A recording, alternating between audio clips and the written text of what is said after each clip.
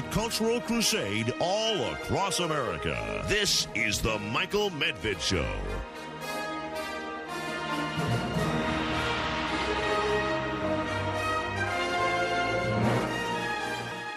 The problem with trying to understand history is that unavoidably, when you're looking at history, you're looking backward. You know how things turned out.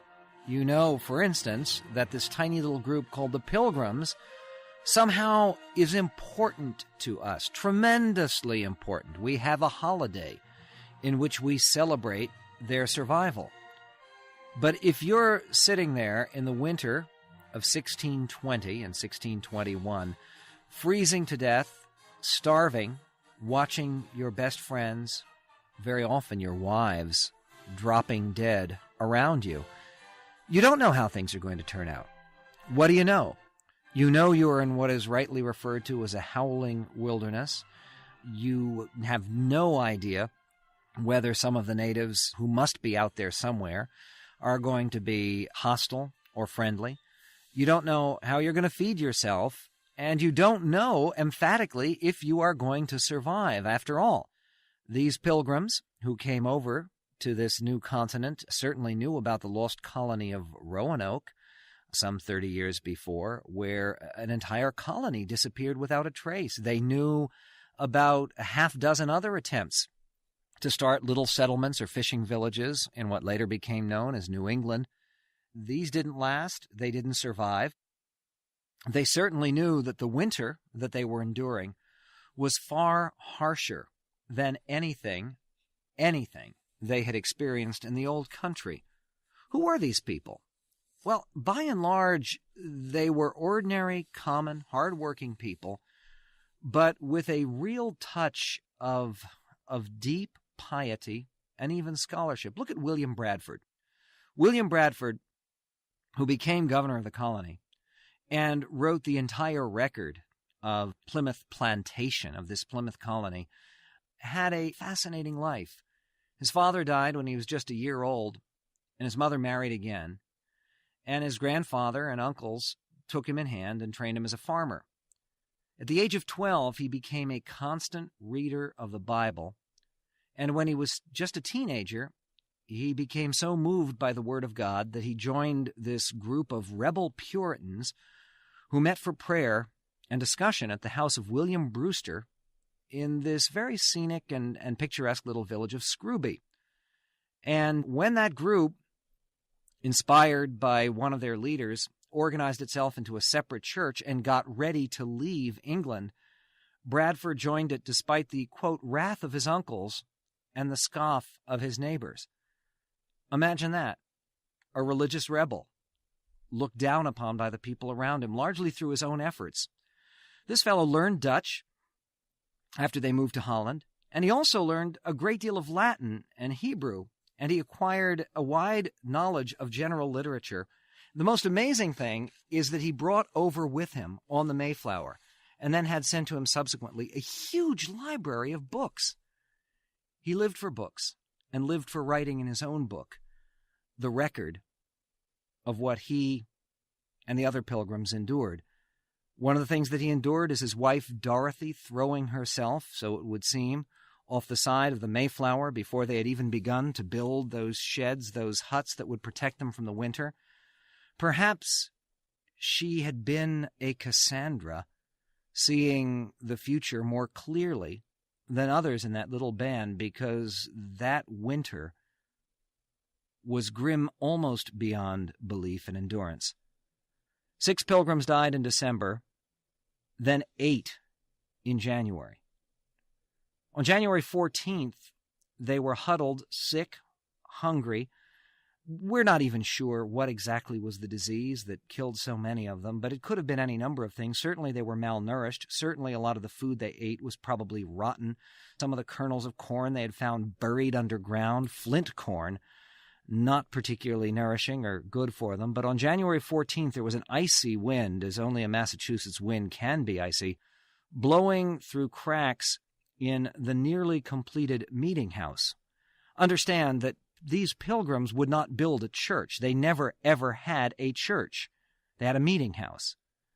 In their language, church referred to the group of people who comprised the church. The building was the meeting house. They were gathered in the meeting house, many of them lying on the ground, holding their stomachs, moaning, sick. And suddenly, before anybody knew what was going on, since they were warming themselves with a fire, the thatched roof above them had caught fire, and the interior was filled with smoke. Many people who were helpless with illness started to cry out in horror. The embers and some of the beams began to fall from the roof. Some of the sick people raised themselves with a strength that seemed more than human. Fortunately, most of the timbers did not catch fire, and the building was saved. By the way, they had some casks of gunpowder right there. They could have all been blown to kingdom come had they not put out the fire in time. But during this fire, much of their precious clothing was burned up, and they were further exposed to the harsh New England winter. And still the death toll mounted and added up. In February, they were dying at the rate of 2 a day. 2 deaths every day, people who needed to be buried. Digging in the frozen ground was itself a challenge to bury your friends and family. On some days, 3 died. The 21st of February, 4 people died. At one period, the entire company had only 5 men who were well enough to walk around and care for the sick. One of them was Captain Miles Standish. Standish was not a member of the separatist community. Remember, he was called a stranger. He is someone who had come along for adventure. But he ended up becoming part of the company and a stalwart of the company. He was a little man. His enemies called him Captain Shrimp later. Apparently he was very, very short. He had red hair. He was also called our little chimney because it was easy to get him sparking and flaming. He had a temper. But meanwhile, he was one of the few who didn't get desperately ill. He tended to Bradford, among the others, raising his head up and cradling it in his arm just to spoon him a little bit of soup. Meanwhile, in the harbor, the sailors stayed on the Mayflower. They didn't want to come ashore in the midst of the sickness. They stayed because Captain Christopher Jones, that good and generous man, had listened to the pleas of the Pilgrims to stay around to help them. But people on board the Mayflower were dying as well. One of them, the boatswain, was stricken, described by Bradford as a proud young man who would often curse and scoff at the passengers. But when he grew weak, they had compassion on him and helped him. Then he confessed that he did not deserve it at their hands. He had abused them in word and deed. "Oh," said he, "you, I now see, show your love like Christians indeed to one another, but we let one another lie and die like dogs." In March, another 13 died, but at least that was less than the month before. Finally, when they were able to count the losses, of the 102 people who had crossed the ocean, 47 had died. The biggest toll, the most painful toll, was by March, 13 of 18 wives had died. What those wives had died doing was protecting their children, because the children fared best. All 7 daughters lived, and 10 of the 13 sons lived. But the grown women, they were nearly all gone. And somehow they kept their hopes up, and they kept alive, partially through coming up every Sunday to meet at the meeting house from the little huts they had built separately, listening to the preaching of William Brewster, who assured him that somehow this was all God's will. But finally, by the middle of March, things began to look a bit better, especially when the sun came out, and they knew that spring would not be far behind. There was one particular day in the middle of March. It was a Friday. It was fair, the sky was blue, and they always looked back on that day as a key turning point, even though the day began badly. They were still weak, they were still fearful, when they saw a tall, muscular Indian wearing only a loincloth walking toward them. They shouted out, "Indian coming! Indian coming!" And they approached carrying their firearms. But as he drew within range, this Indian shouted out in perfect English, "Welcome!" It was a deep, resonant voice. Then they replied, "Welcome." And then, in a fateful interchange, the next word from the Indian is, "Have you got any beer?" And so the encounter continued and followed a shocking and surprising course.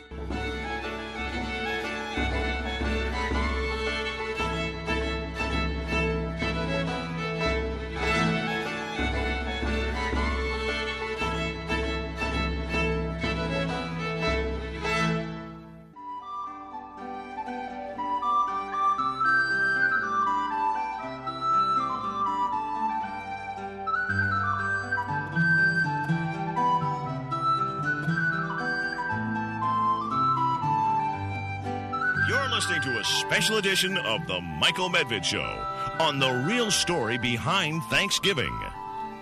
And part of that real story that you can absolutely use to win any game of Trivial Pursuit is what were the first fateful words in English from Indians to Pilgrims in 1621. And the first fateful words were "welcome" in a deep, resonant voice in perfect English. "Welcome, have you got any beer?" Well, the Pilgrims didn't have any beer. And what do you say? This Indian walks in from nowhere. He looks pretty intent on his beer. What they say is, "Our beer is gone. Would you like some brandy?" And the answer, to no one's surprise, was, "You betcha." So they sit down and drink some brandy together. It turns out that this particular Indian is named Samoset. Samoset was a Sagamore of the Algonquins. He was from up near Maine. He had developed both his English language skills and his taste for beer in contact with a number of the English fishermen who had tried to colonize a little bit, tried to set up some villages, had sailed up and down along the New England coast. He enjoyed spending time with them. He particularly enjoyed their liquid refreshment. And now he told the Pilgrims some fascinating news. The reason that they had been able to establish their settlement in Plymouth where they had, on land that appeared to have been once inhabited, land that was cleared, but with absolutely no human beings anywhere around, is because this was land that had once belonged to the Pawtuxet Tribe. The Pawtuxet had all died about 6 months before the Pilgrims arrived, in one of those bizarre coincidences, leaving behind this area with springs and cleared land and even some corn stored away. Not a single person seemed to have been left of this small tribe. The nearest tribe was under command of a big chief named Massasoit, and Massasoit, or Massasoit, was not such a big tribe. It was some 600 people, but compared to the 50 or so Pilgrims who were left, that looked pretty formidable. He was a couple of days' journey away, if you took your time. What Samoset said that was so particularly interesting is there was a Christian Indian, again, who spoke perfect English, who was living with Massasoit. And soon, as the spring wore on, that Indian, whose name was Squanto, Tisquantum was his actual Indian name. He's known to history as Squanto. He, when he met the Pilgrims, changed everything. Everything. As William Bradford declared in his own recollections, this Indian, Squanto, was a special instrument sent of God for their good beyond their expectation. He directed them how to set their corn, where to take fish, and to procure other commodities, and was also their chief pilot to bring them to unknown places for their profit, and never left them till he died. Squanto's story really begins in 1605. Now, we don't know exactly when he was born, but we know that by 1605 he was a teenager. And he was out hunting with his fellow Native Americans, fellow Indians, when a miserable human being, a miserable excuse for a human being named Thomas Hunt, a one-time colleague of John Smith of Virginia and a sea captain, this Thomas Hunt spotted them. Now, he and his men came ashore, and they took Squanto captive along with 4 of his friends. Why would they want to capture these guys?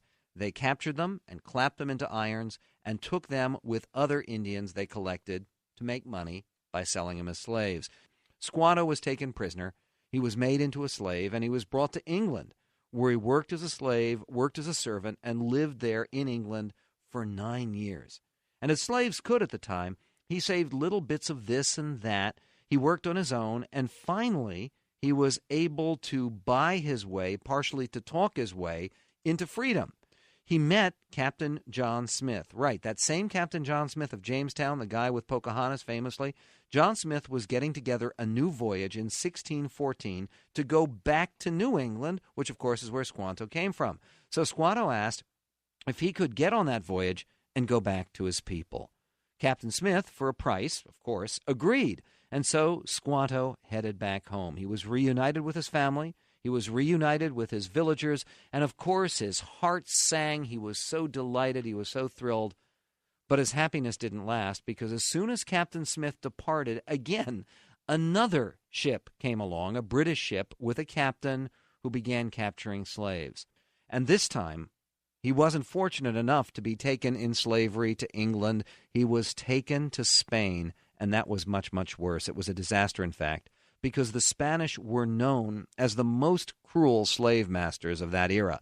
His friends were sold to North Africa. They were sold, by the way, for 20 pounds each, which is the equivalent of about $1,400 a head, a lot of money at the time. So just before they were about to sell Squanto to go to North Africa, where he unquestionably would have worked out the rest of his short life, and life was short for slaves in that circumstance, some Catholic friars appeared on the scene. And these Catholic friars had mercy and they had compassion. The friars were able to buy and rescue a few of the Indian slaves who were there for sale, including Squanto.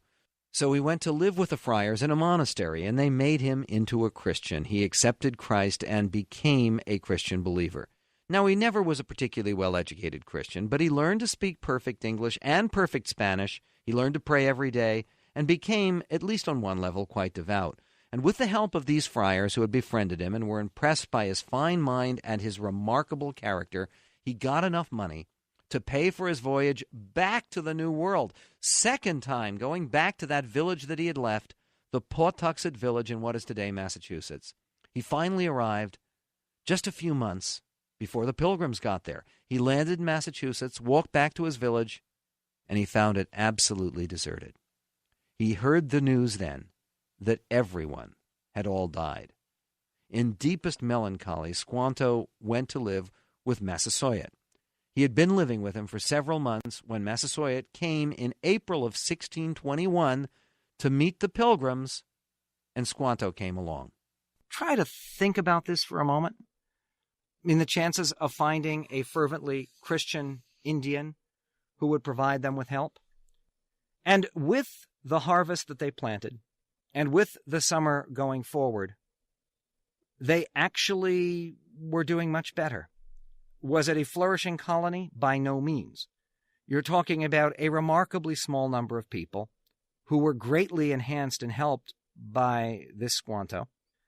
But they were happy enough at the end of the spring and the summer of their planting to want to celebrate their survival and the fact that things were looking up. And so they called a day of Thanksgiving, and they invited Chief Massasoit. That seemed like a politic thing to do. They had enough to serve. They actually caught some wild fowl, apparently. They had some vegetables that they had grown. They had some corn. But the problem is, when Massasoit arrived for this feast, which we don't know exactly the date, but it was sometime in October of 1621, the first Thanksgiving, when Massasoit arrived, it's sort of, guess who's coming to dinner in Plymouth in 1621? It's Massasoit, oh yeah, with 90 of his braves. Let me tell you, those guys came with an appetite. This wasn't tremendously good news for the four only women who had to provide for all these guys. We'll tell you how they did it right after this.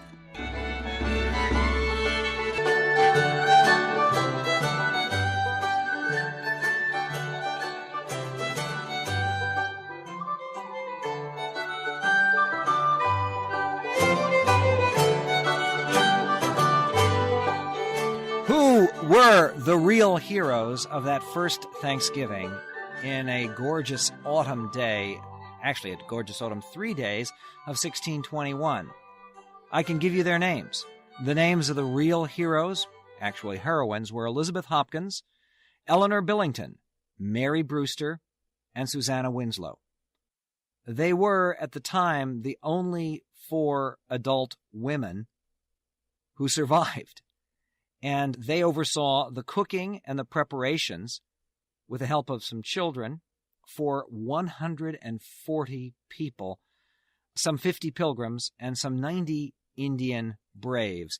Massasoit arrived a day early, a day before he was invited, and he brought along these 90 braves. Before these 4 women who had to cook for this crowd completely despaired, Massasoit showed that the braves came along with a bunch of dressed deer. Now, this added greatly to the bill of fare, which we know included cod, sea bass. Wouldn't that be interesting if we had a traditional sea bass for Thanksgiving? Wild fowl, including ducks, geese, turkeys, and swans, cornmeal, and probably some wheat, and then those 5 deer brought by the Indians. Cranberries, maybe. Cranberry sauce, They didn't have sugar to make the cranberry sauce that we enjoy today. Popcorn, that's just a story. This wasn't the kind of corn that lent itself for popping. What do we know about the way that they enjoyed this particular 3-day feast? Well, we know that it was their custom to sit out of doors on cloth-covered tables, on benches and forms. A few of the more important men would have chairs. Probably Massasoit would have gotten a chair. They ate with knives and a few spoons, but no forks. Forks basically had not been invented yet. They were not used by Englishmen. What they used instead of forks was very large linen napkins, about 3 feet square. Now, this was very important, not only to wipe your mouth, but because hands were used to both serve and eat. You would often use the napkin to pick up some of the food in the napkin. The dishes and trenchers, those were small, square, round wooden plates, were used, and very often 2 people would share one of these. The food was taken from serving bowls or platters and perhaps cut on a trencher before it was eaten, or just eaten without being cut. What's the description that we have of this first Thanksgiving? The entire tradition of the first Thanksgiving is based on one account by Edward Winslow, an eyewitness, he was there, who wrote, "Our harvest being gotten in, our governor sent 4 men on fowling, that so we might after a special manner rejoice together after we had gathered the fruit of our labors. They 4 in one day killed as much fowl as with a little help beside served the company almost a week, at which time, amongst other recreations, we exercised our arms, many of the Indians coming amongst us, and among the rest their greatest king Massasoit with some 90 men, whom for 3 days we entertained and feasted, and they went out and killed 5 deer, which they brought to the plantation and bestowed on our governor and upon the captain and others.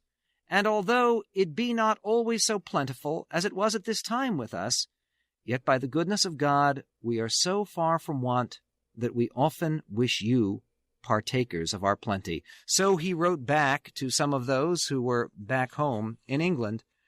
It was a feast of Thanksgiving, but more related to the traditional British country harvest home than to some of the solemn feasts that the Puritans, and including the Separatists, also engaged in.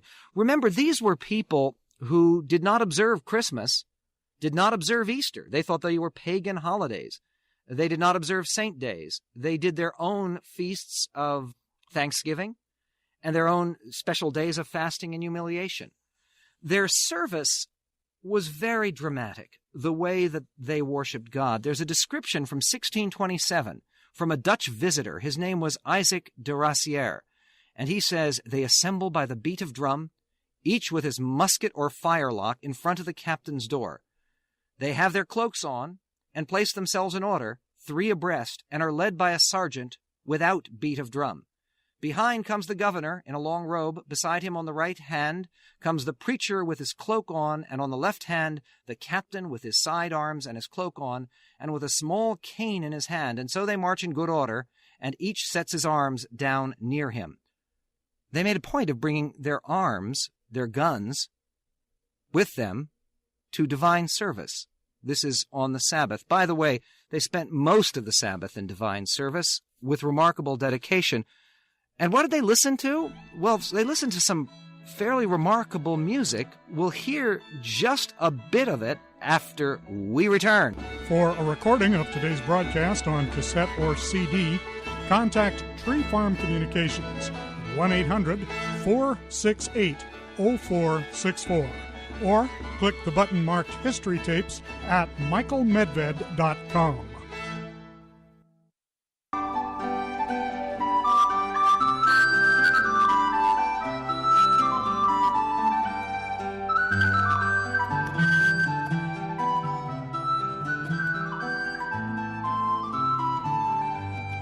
One of the mistakes that people make about the Pilgrims is they assume that they were Quakers, pacifists, wearing black, rejecting the ways of the world, or otherwise people sometimes think of them as Mennonites or Amish. They were none of these things. I mean, for one thing, they wore bright colors. They did not wear all dark clothes. They did not wear all conical hats with buckles on them. In fact, they didn't wear buckles at all. How do we know what they wore? Well, partially because, well, of wills that people left behind with their clothing in it specified. For instance, William Bradford, longtime governor, died in May of 1657. His will showed that he owned a house in Plymouth, valued at £45, an orchard and several parcels of land at Plymouth, a great beer bowl, very important for pilgrims, and 2 smaller ones, beer the preferred beverage, 6 leather chairs, 3 carved chairs, a great chair, and a court cupboard, 10.5 pairs of sheets, a large quantity of table linen, about 5 dozen pewter dishes, and, get this, a red turkey grogram suit of clothes, a red waistcoat or vest, and 1 sad-colored suit, but then a stuffed suit with silver buttons, and an old violet-colored cloak, and 2 hats, a black one and a colored one. Not only did they enjoy wearing colors, but they were by no means pacifists. Miles Standish was the commander of the full armed might of the Plymouth Colony, 16 armed men. They used that armed might. They loved their guns. They, in fact, brought their guns with them to divine worship, did leave them outside, but associated guns with celebration, with the Sabbath. In other words, these people were not only the Christian right of the time, and so they were perceived, they were also gun nuts, big time. Remember the description of the first Thanksgiving in 1621? What did they do with the Indians? They shot off their guns. And that was something of the way that you expressed enjoyment or celebration. And when they marched to the service on Sunday, yes, they stacked their guns outside once they reached the meeting house. And when they did so, the men and the boys who were 16 years and older marched off to one side of the meeting house, and the women and the remaining children sat on the other side. It was very important, from a pilgrim point of view, to show the difference in roles, to worship together at the same place, but from a separate position in the service. And that place of worship, that meeting house, of course, was not referred to as a church. It was a meeting house. The building was no more sacred than the candle by which the Bible was read. In fact, besides serving as a place of worship, that meeting house would also be used as a courtroom, and in Plymouth it was used as the fort as well. No stained glass, no decoration of any kind. They were distrustful of that kind of ornamentation. And what kind of service would they engage in? Well, first of all, there were 2 services on Sunday. One was not enough. The first one was 9 to noon. Then that would be interrupted for a light repast. Then they would come back from 2 to 5 for intensive biblical study. And then at 5 o'clock would be Sunday dinner, which would be the richest, most hearty meal of the week, followed very often by a nap from all of that study, worship, and rejoicing. In the service itself, there would not be any hymns sung. They felt that hymns were not biblical. They had been composed later. Instead, there would be prayers that would be spoken from the heart, not by liturgy or formulation. The Lord's Prayer was considered a model to be followed, but it was not slavishly copied. Prayer was given by the pastor or teacher, At one point in the service, he would stand up, everyone else would arise, and the speaker would remove his hat, raise his eyes, lift up his arms, and speak. At the end, people would say amen. But there were also psalms that were sung, and the psalms that were sung would sound exactly like this. Jehovah reigns, let earth exalt with me. Let islands many show forth joyfulness. How do we know exactly how the music in Plymouth Colony sounded so long ago? Well, we know because they carried with them a cherished book, the Ainsworth Psalter, a setting and translation of Psalms, which was their favorite form of music. People played it, they sang it, they cherished it.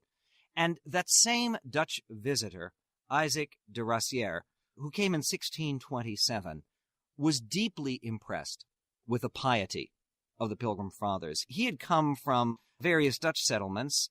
Here's what he noted, in addition to them marching to church on the Sabbath day. He seemed to be particularly interested in the Indian women of the New World. He described the Indian women as fine-looking, of middle stature, well-proportioned, and with finely cut features. Usually a gift of salmon, he said, was sufficient to make them lascivious. That was something he had apparently experimented with. He said they're very libidinous and very unfaithful. But when he came to Plymouth, de Rassière recounts his shock on learning that the Pilgrims, of all things, have stringent laws and ordinances upon the subject of fornication and adultery. The laws do not in themselves surprise him so much, since the Dutch had similar laws, but the Pilgrims, amazingly enough, enforced theirs very strictly. More surprising still was that the Pilgrims interpreted these laws as applying to no messing around with Indian women. Faith was not a trivial matter for this colony. It was what the colony was all about. And when difficulties were encountered, the natural inclination was to solve those difficulties with prayer. Or, when there was one difficulty encountered regarding the economic structure of the colony, to solve those difficulties by restructuring that economy. In 1623, all of a sudden, the recognition came by Governor William Bradford that the collective socialist model that the colony had been set up on wasn't working. Everybody had a share of whatever was produced, but this didn't motivate people properly. So finally, Governor Bradford instituted the New World's very first privatization. Faced with a crisis, he wrote in his diary, the colonists began to think how they might raise as much corn as they could and obtain a better crop than they had done, that they might not still languish in misery. And so Bradford assigned to every family a parcel of land. What a concept. What happened? We shall find out. This is the Michael Medved Show. For a recording of today's broadcast on cassette or CD, contact Tree Farm Communications.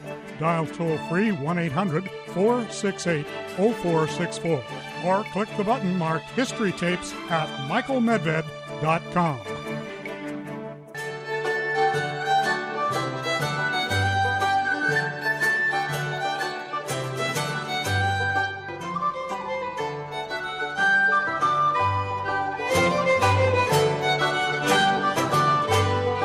Privatization works. That's what a privatizer named William Bradford, governor of Plymouth Colony, found out in 1623. What he wrote in his diary is that the previous collective policy, where everybody worked together, pooled their resources, and that got divided, he said that policy, quote, proved the vanity of that conceit of Plato's, that the taking away of property and brining community unto a commonwealth would make them happy and flourishing. In fact, he discovered, this policy, quote, was found to breed much more confusion and discontent and retard much employment that would have been to their benefit and comfort. And so Bradford assigned each family its own property. And what happened? Well, what he recorded in his own account is it made all hands very industrious, so as much more corn was planted than otherwise would have been by any means the governor or any other could use, and saved him a great deal of trouble, and gave far better content. The women now went willingly into the field, and took their little ones with them to set corn, which before would allege weakness and inability, whom to have compelled would have been thought great tyranny and oppression. No tyranny and oppression, but tremendous results. The yield that year of 1623 was so abundant that amazingly the Pilgrims ended with a surplus of corn. They had a lot to celebrate. They declared a second day of Thanksgiving, and this year, with special reason, their beloved governor, William Bradford, was marrying a widow with children named Alice Southworth. Remember, his wife had thrown herself overboard. Again, Massasoit was the guest of honor. This time, he brought his principal wife, 3 other sachems, and 120 braves. Fortunately, he again brought some venison and some turkey as well. There was a visitor, and his name was Emmanuel Altum. He described the occasion in a letter home to England to his brother. He wrote, "After our arrival in New England, we found all our plantation in good health, and neither man, woman, or child sick. In this plantation is about 20 houses, 4 or 5 of which are very pleasant, and the rest, as time will serve, shall be made better. The fishing that is in this country, indeed, it is beyond belief. In 1 hour we got 100 cod. And now, to say somewhat of the great cheer we had at the governor's marriage, we had about 12 tasty venisons, besides others, pieces of roasted venison, and other such good cheer in such quantities that I wish you some of our share. For here we have the best grapes that ever you saw, and the biggest, and divers sorts of plums and nuts, 6 goats, about 50 hogs and pigs, also divers hens. A better country was never seen nor heard, for here are a multitude of God's blessing." William Bradford could write, "As one small candle may light 1,000, so the light kindled here has shone unto many. Yea, in some sort to our whole nation we have noted these things, so that you might see their worth and not negligently lose what your fathers have obtained with so much hardship." Let us not lose what all our fathers obtained with so much hardship, but let's also try to understand why it is that the Pilgrims are remembered so closely on Thanksgiving Day when most people forget all about the Puritans just next door in Massachusetts Bay, who in so many ways were a more important colony. What's the truth about those Puritans? Were they evil, rotten, witch-hunting bigots? Or were they something else again? We will find out why they helped to build the greatest nation on God's green earth.